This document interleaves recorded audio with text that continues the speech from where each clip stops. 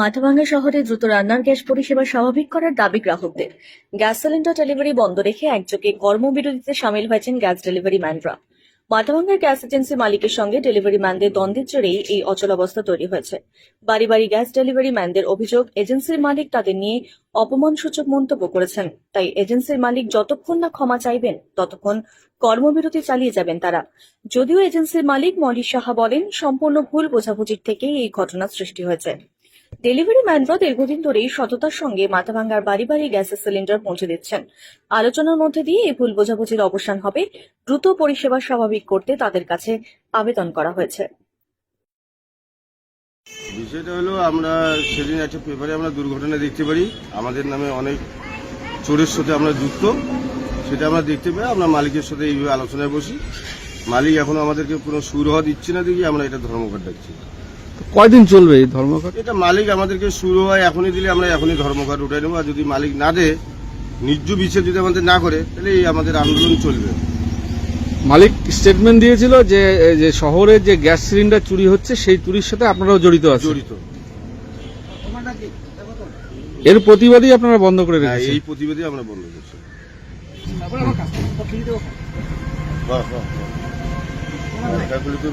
মালিক এরকম স্টেটমেন্ট কেন দিল?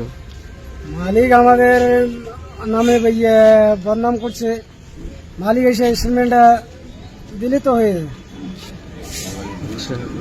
মালিক ভুল স্বীকার করে যতক্ষণ করবে না ততক্ষণ তো স্টাকেই থাকবে। কি নাম আপনার? জাহিদুল হোসেন। আপনার নাম কি? সুবল। সুবল কি? সুবল দাস। সুবল দাস। কতজন কর্মী এরকম আছেন? আমরা আছি 15 জনের মতো। 15 জন। এই যে গ্যাস পরিষেবা বন্ধ করে রাখার জন্য তো শহরের মানুষকেও ভোগান্তি ভুগতে হচ্ছে। হ্যাঁ, শহরের মানুষ খুব ভোগান্তি ভোগাচ্ছি, আমরাও ভোগাইতেছি। মানে আমাদের যদি কাস্টমারকে গ্যাস দিতে না পারি, তাহলে তো আমাদের ভোগান্তিতে, আমরা তো ডেলিভারি বয়, আমাদেরই বেশি হয়, আমাদেরই টেনশনটা বেশি হয়।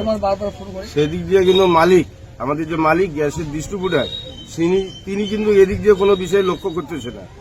বলে আমরা শুধু শুধু আমাদের ভ্যানালার উপরে যে একটা এইরকম আমরা দোষ চাপিয়ে দিয়ে যে আমরা থাকবো, সেটাতে আমরা ভ্যানালা ডেলিভারি বয় আমরা বরখাস্ত করবো না। আমরা এটা সঠিক বিষয়ের মালিকের কাছে চাই। আর মালিক এই ব্যাপারে যতক্ষণ আমাদের স্টিমের মধ্যে যতক্ষণ মালিক ভুল স্বীকার না করে, ততক্ষণ আমাদের আন্দোলন চলবে।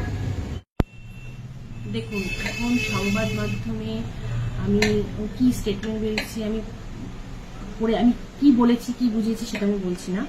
কিন্তু আমার ডেলিভারি ম্যানরা কিন্তু 23 বছর, কেউ 18 বছর, কেউ 17 বছর, 16 বছর যাবৎ কাজ করছে। তো এরা সততা নিষ্ঠার সহিত কাজ করছে এবং এরা কোনো রকম ভাবে চোরদের সঙ্গে যুক্ত তো নেই, এটা তো আমি 100% জানি। কারণ এতদিন আমি আজকে কদিন হলো বসেছি, আমি 2 বছর হলো বসেছি। আমার আগে ওরা প্রত্যেকটা বাড়ির সঙ্গে ওরা রিলেটেড। এরকম কোনো ঘটনার সঙ্গে ওরা থাকতেই পারে না, এটা অসম্ভব। এটা আমি কেন, মাথাভাঙ্গা প্রত্যেকটা যারা বসবাস করে সিটিজেন তারা প্রত্যেকেই বলবে কথা। আর এই কথার মন্তব্য আমি কি করেছি, কি বলেছি, কার সম্বন্ধে, দেখুন আমি একা ব্যবসা করছি না, অনেকেই ব্যবসা করছে। হয়তো তাদের উদ্দেশ্যে কিছু বলতে গিয়ে এখন এরকম ভাবে বলা হচ্ছে যে মলিশা বলেছে।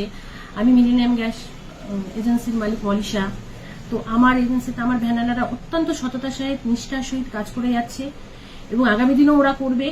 ওরা সুন্দরভাবে কাজ করছে। আমি ওদের সম্বন্ধে কোনোদিন ওরা বলতে পারো, একবার খালি হয়েছিল একটা ইস্যু নিয়ে, সেটা টাকা বাড়ানো, সেটা ওরা বাড়াতেই পারে, কিন্তু আদার্স ওদের সঙ্গে আমাদের কোনো বিষয়, কোনো কিছু নিয়ে ক্যাচাল হয় না।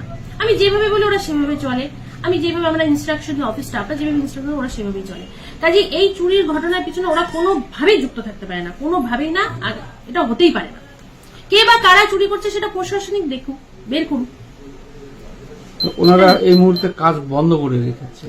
হ্যাঁ, ওনাদের দেখুন, ওনাদের রাগ করা এই যে ইস্যুটা, এটা আমি যদি ওদের জায়গায় থাকতাম এটা আমিও করতাম। আমি সবসময় ওদের বলেছি, কালকের থেকে আমি বলেছি আমি তোদের সবসময় পাশে আছি। কারণ এই ধরনের মন্তব্য আমি ওদের সম্বন্ধে অন্তত করবো না। কারণ ওরা আমার আসার কারণ, আমার বহুদিন আগের থেকে এই এজেন্সি হয়েছে, তখন হয়তো আমি তো এখানে আসিনি, তার থেকে ওরা কাজ করে যাচ্ছে। তাই ওদের এগেন্সে না জেনে শুনে আমি এরকম একটা মন্তব্য করবো ওরা চোরের সঙ্গে যুক্ত, এটা তো হতে পারে না। না, এটা পসিবলই না, এটা কোনোভাবে আমি বলতেই পারি না, এটা অসম্ভব। পরিষেবা কবে নাগাদ ঠিক হবে? পরিষেবা দেখুন, ওরা এটা আমিও এখন ভয় পাচ্ছি যে ওরা সত্যি তো কোনো বাড়িতে যদি যায়, মালিক এই ধরনের মন্তব্য করেছে, এরকম একটা খবর, তাতে ওদের উপর যদি আক্রমণ, মানে কিছু কেউ যদি বলে, কোনো ওদের একটা কথা বলে, সেখানে আমি কি করে সামলাবো? আমি তো একটা মহিলা মানুষ, আমি কি করে সামলাবো? ওই জন্য আমিও ভয় পেয়ে না, আমি এখন চুপচাপ বসে আছি যে কি করা যায়, আমি এখন বুঝে উঠতে পারছি না। যাকে এখন আমি যে পরিষেবা যাতে সুষ্ঠুভাবে চলুক, মানুষ যাতে ঠিকমতো গ্যাস পায়, আমি সবসময় পরিষেবা দেওয়ার জন্য আমি সবসময় মানে রেডি থাকি।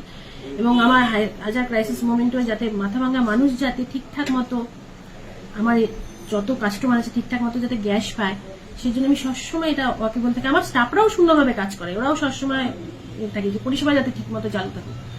এখন প্রশ্নটা হচ্ছে, আমি ওদের সঙ্গে কথা বলি, আলোচনার ভিত্তিতে এখন ওদের বলি, বুঝাই, তারপর ওরা অবশ্যই কাজে যোগদান কেন করবে না, অবশ্যই করবে।